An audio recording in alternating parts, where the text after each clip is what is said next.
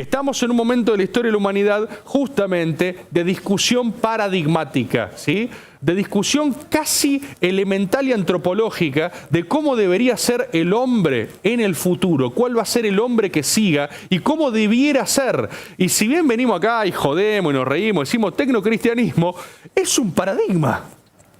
Hoy por hoy es un paradigma. Y el centro de la discusión es antropológica y es el hombre. Y se está discutiendo el hombre desde el ente antiguo pero con enfoque moderno o desde el ente moderno con elementos antiguos. Y es interesante, no te digo tener tu posición resuelta, pero al menos entender la discusión. Porque no hay tragedia más grande que transitar un tiempo histórico que no llegaste a comprender ni a vivir. El día de mañana, cuando vos tengas un nieto que te pregunte qué estaba pasando en estos momentos donde se jugaba el paradigma de lo humano y vos le digas, jugando al FIFA 2 días seguidos, tu nieto te va a mirar con un poco de tristeza, porque lo que va a entender en ese momento es que estábamos todos un poco en cualquiera, ¿sí?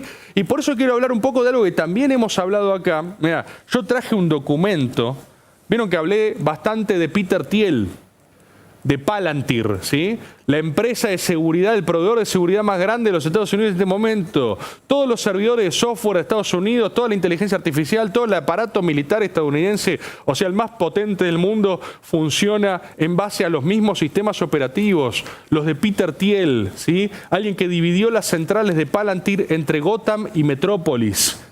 Si eso no les dice que este es nuestro tiempo histórico, no sé qué más están esperando, Cité a su CEO hace unas 2 semanas anteriores, que decía el futuro es de los plomeros y los autistas, ¿se acuerdan?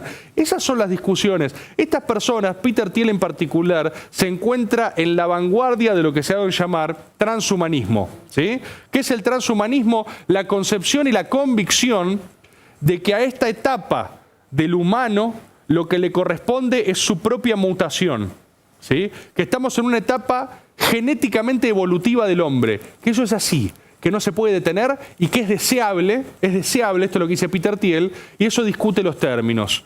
¿Qué tenemos del otro lado? Para mí lo interesante es que del otro lado no está tan claro ese aglutinante. Para mí, ¿cuál debiera ser? El tecnocristianismo.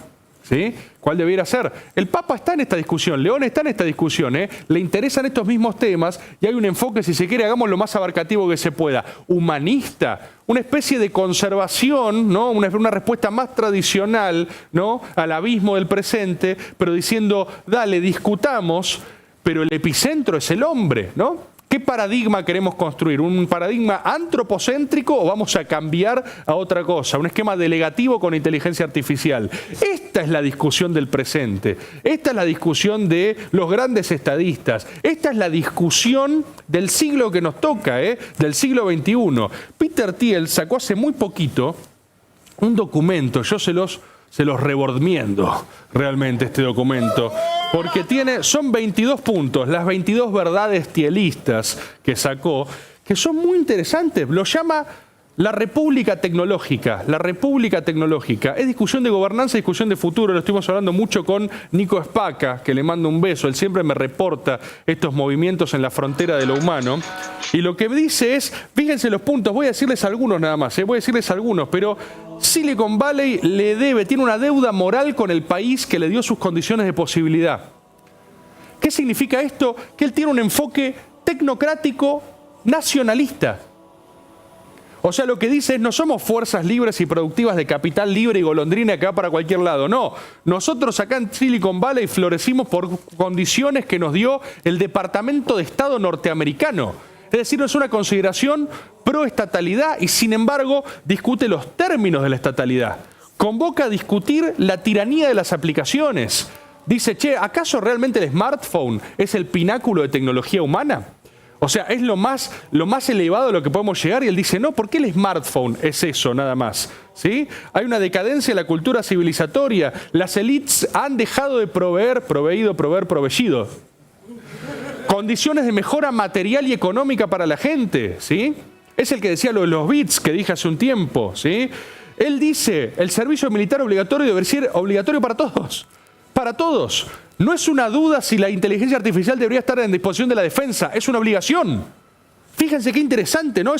Es Silicon Valley diciendo, nos queremos hacer cargo. Este tiempo histórico es nuestro. Tenemos deberes, tenemos responsabilidades. Le debemos cosas al Estado Nacional, en este caso norteamericano. Muy interesante, muy interesante. Después se agarra y dice, los servidores públicos no deberían ser sacerdotes, ¿no? ¿Por qué? Porque no tiene una estructura de costos que rinda en el privado, dice. Ahí tenemos un enfoque más liberal tradicional, si se quiere. E inmediatamente después le baja ese tono y convoca una especie de empatía con lo público. Dice, deberíamos ser más forgiving, deberíamos perdonar más las conductas de los públicos, porque hay gente que se expone a discernimiento y consideraciones que después no toleramos para con nuestros propios parámetros. Dice que hay una falsa moralidad al respecto de los funcionarios públicos que socialmente tienden al conservadurismo, que dicen vamos domesticando clases dirigentes para que no se animen a hacer nada, y en general esa gente no opina de ninguna cosa, ¿sí? Se acabó la era atómica. Llegamos a la era de la inteligencia artificial. Dice, la psicologización de la política moderna nos lleva al fracaso como sociedad. Estamos hablando permanentemente de que los espacios políticos tienen que ser de realización del individuo y de uno, cuando el deber público no se trata de nada de eso, ¿sí? De nada de eso. Convoca contra la diplomacia liberal y habla de realismo político puro y duro. Realismo político es imponer tus condiciones, ¿sí? De correlación de fuerzas. Es la política internacional de Donald Trump, por ejemplo. Maduro jode, lo secuestro, ¿sí? Irán, tenemos un problema, vamos a amenazar con fuerza directa. Eso está por verse, ¿no? ¿Cómo sale ese resultado? Hay que verlo. Pero lo que está diciendo esta persona, que es lo mismo que se dice en muchos frentes, es el orden liberal internacional colapsó, porque las herramientas de competitividad las están garantizando estados que se manejan diferente. Y el tipo lo que está diciendo es, hay que tender a una tecnocracia. ¿Y sabes quién tiene que ser? Silicon Valley. O sea, son personas que no solo tienen el PBI de más de muchos países, ¿sí? Sino que están lentamente pasando a discutir ese modelo antropológico, ¿sí? A discutir cómo deberían ser los próximos 150 años de la historia de la humanidad, ¿sí? Entonces yo te leo todo esto, que agarrás y decís, bueno, no, sí, la verdad que me parece, no sé, alguna cosa coincido, otra no coincido tanto, hay una discusión de presente. ¿Qué te dice Peter Thiel? También tiene su teoría del anticristo. Peter Thiel convoca a detectar el anticristo. O sea, fíjate en los términos, en lo que se está discutiendo, ¿sí? Es una especie de revival medioevo tecnocrático, ¿sí? Es un cyberpunk medieval con inteligencia artificial y muchas apps. Es loco este presente. No deje que te pase por el costado, sino aunque sea un rato decir, che, qué raro lo que está pasando. La genética, la vanguardia de la genética trabaja en la inmortalidad humana, y ese tipo de cosas te acercan a las preguntas filosóficas elementales que se preguntaban en la antigua Grecia. La polis ateniense, a base de esclavitud, ¿sí? A base de unos buenos negros esclavos que garanticen que nosotros reflexionemos, llegaba a preguntas similares a las que están llegando personas, pero con las condiciones materiales de realizarlas. Frente a la vida eterna, ¿cuál es el sentido de la vida? ¿Sí? ¿Cómo debería distribuirse esto? Y en el medio se sigue agravando una condición material que se parece distar cada vez más de esa panacea donde los robots trabajan y el resto se distribuye la riqueza y reflexiona. Parece más que la riqueza se acumula cada vez más y más y más y más, mientras el resto de personas se ven forzadas a una condición de subsistencia, delegando su pensamiento en esquemas algoritmizados, ¿sí? Con inteligencia artificial, para cada vez pensar menos, lo cual termina siendo una manera delegada de gobernanza también, de gobernanza del propio individuo. Lo que veo es un sector en ese sentido muy pujante y después un resto del mundo poco articulado, confundido y que no logra ni siquiera formular las preguntas de este presente. Porque el tecnocristianismo, acá lo dije primero como chiste, después como inquietud, después como horizonte y ahora como recital en Plaza de Mayo. Pero eso hay que articularlo. Vos decís, ¿y qué está esto? Bueno, y quizás esté hecho de personas que digan o que crean que seguir siendo persona vale la pena, ¿no? O sea, que seguir siendo humano vale la pena. Ahora, ser humano no puede ser un bien de consumo, no puede ser un bien de merchandising. Ser humano es difícil, es complejo, es un garrón. Ser humano nos enfrenta a los distintos problemas que nos ha enseñado a procesar la cultura de la historia de la humanidad, que tenés que crecer para poder mejorar y enfrentar eso. Y esa es la buena administración y esa es la comunidad, ¿sí? El tema es que el sistema de incentivos para creer en esa comunidad está en su piso histórico. y los otros realmente no van en ascensor y uno en escalera, van en una Ferrari a toda velocidad a Marte, ¿sí? Y el resto está leyendo a la luz de la vela tratando de encontrar respuestas, lo cual no es menos valioso, lo cual no es menos valioso. Pero a veces parece que esas discusiones están un poco empantanadas. Yo lo que observo es que esos procesos se están dando de forma dispar. ¿Quieren ver una de las principales? Por ejemplo, vamos a algo concreto porque si no parece que uno ni siquiera se entiende de qué está hablando. Peter Thiel quiere ahora financiar los primeros Juegos Olímpicos transhumanos de la historia de la humanidad. ¿Qué son los Juegos Olímpicos transhumanos? Esto va a suceder, es una competencia que va a suceder, creo que este año, si no me equivoco. Juegos de competencia entre personas papeadas, ¿sí? Mirá qué interesante. O sea, toda la filosofía del deporte, de que no, antidoping y que esto, y que dónde está el sano equilibrio y qué sé yo, no, todo lo contrario. Tipo, ¿cuál es tu máximo rendimiento a costa de todo? Es entretenidísimo. Es innegable, el atractivo es innegable. Es qué tan rápido puede correr una persona si está completamente ciega de esteroides. Lo que va a pasar con esa discusión que se viene es que uno va a empezar a discutir en términos de entretenimiento, en términos de espectacularización. Y si uno no tiene las herramientas para discutir en términos de entretenimiento, ¿sabes qué pasa? Pierde, ¿sí? Pierde. Por la sociedad del espectáculo, básicamente. Pero perdés y ni siquiera estás dispuesto. Y el resto del mundo en lo que se queda, que es muy complejo, porque ahí estos saben lo que pienso en general de un montón de cosas, pero saben lo que pienso en general de lo que se ha dado en llamar, o yo doy en llamar, el liberalismo de izquierda, ¿viste? Una especie de crisol de buenas intenciones, que lo que es la mayoría de las veces es una máquina de impedir. Hay gente que por la frustración de este presente, lo único que le queda a mano es una emocionalidad. Perfectamente válida, yo no vengan a hacer terapia conmigo, por favor. Pero si ustedes lo que me dicen están angustiados y que creen que esto no debería ser así, yo tengo la obligación terapéutica como profesional de decirles, es súper válido lo que sentís. Ahora, no podés discutir con Putin así, ¿sí? O sea, si la única lógica o la única respuesta del presente va a ser que todo aquello que no comprendo me asusta, me indigna y creo que no debería pasar, es un problema. Es un problema.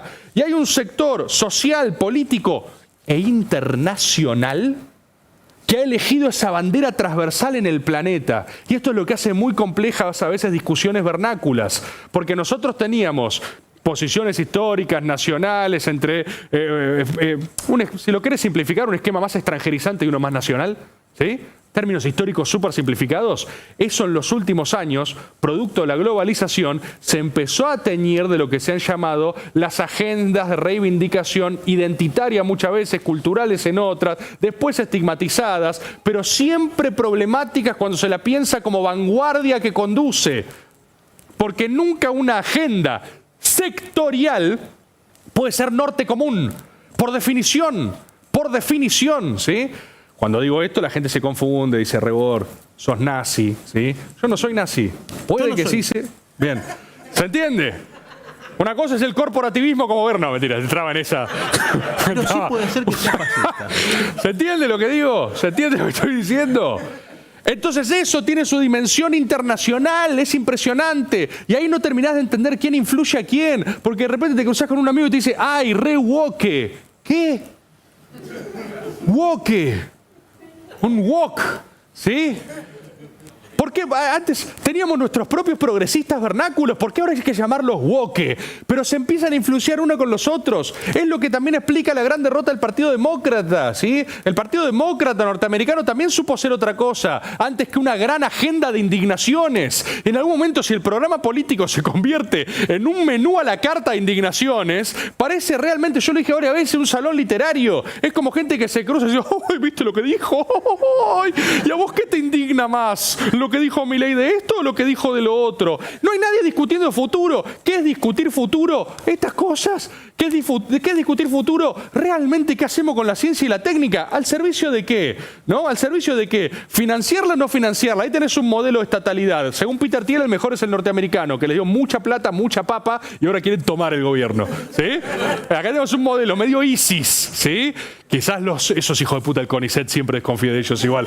Además hay que financiarlos y después vienen los nerds y te quieren sacar todo. No sé, hay que discutirlo, hay que ver qué onda. Pero esas son discusiones de modelo, discusiones de modelo en la práctica concreta, ¿sí? También en la filosofía. Yo no le escapo a la filosofía, no crean que le digo esto, no, esto es falopa. A mí me parece falopa cuando es inaplicable, cuando no te lleva a ningún lugar, ni de representación ni de acción. Porque la mayoría de la gente, por el presente efímero, se confunde con estas agendas que son más reaccionarias de reacción, digo, no de derecha y malos, sino cuando vos te quedas en reacción, te da mucho estímulo por la lógica algoritmizada del presente y dicen, wow, la estoy rompiendo. Esta semana indigné a todos, Eso hay que saber confundir la dopamina de los likes con representación y programa político. Es terrible eso. Yo he citado muchas veces un libro, pero porque la verdad que es evocativo cómo vuelve una y otra vez. Pero es el libro de Houellebecq, de las partículas elementales, ¿sí? Es un librazo realmente, es un librazo. Y lo he citado mucho porque cada vez el presente se le parece más. Es un libro del cual realmente yo tengo muy poco respeto por los spoilers, pero es un libro al cual respeto tanto que no voy a contar el final. Porque al final realmente hace el libro. Pero si lo hablamos en abstracto, es, además de un libro hermosamente escrito por Houellebecq, una tesis de cómo las subsiguientes generaciones estadounidenses se fueron legando la administración de la crueldad, ¿sí?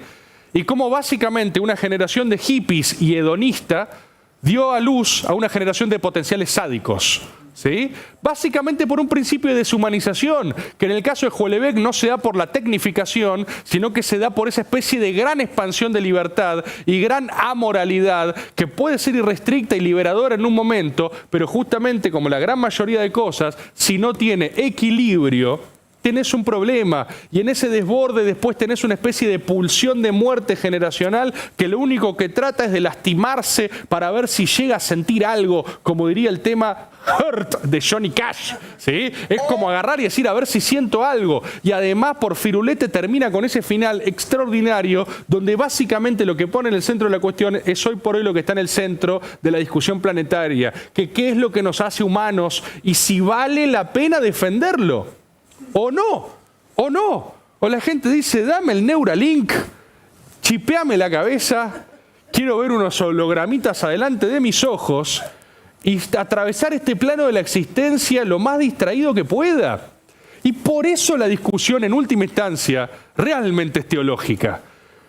Incluso con el marco teológico que puedo, seamos respetuosos de las religiones, seamos respetuosos de la religión. La religión es un idioma. La religión es un instrumento, la religión es un proceso de mecanización de lo sagrado, ¿sí?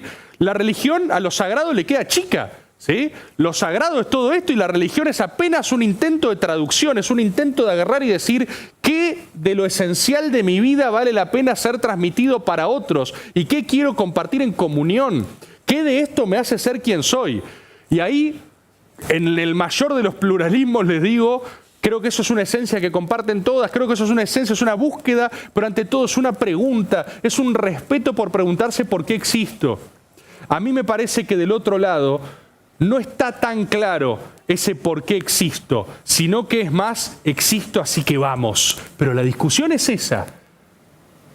Realmente a mí me parece interesante, las posiciones me parecen interesantes todas, Yo me leo lo que hay, lo veo todo justamente porque es la discusión de la humanidad en este momento. Lo preocupante es no saber. Lo preocupante es realmente transitar este momento diciendo, Chat, GPT, ¿qué me conviene ponerme hoy? Preguntáselo. Pero capaz alguna vez en soledad también preguntate ser quien sos. Preguntate por qué vos sos. Preguntate, ¿soy? ¿Sí? Y si sos, ¿por qué sos? ¿Y sos porque pensás o sos porque crees? O en algún punto creer es también pensar. Queridísimos compatriotas, bienvenidos, bienvenidas a otra semana de Hay Algo Ahí.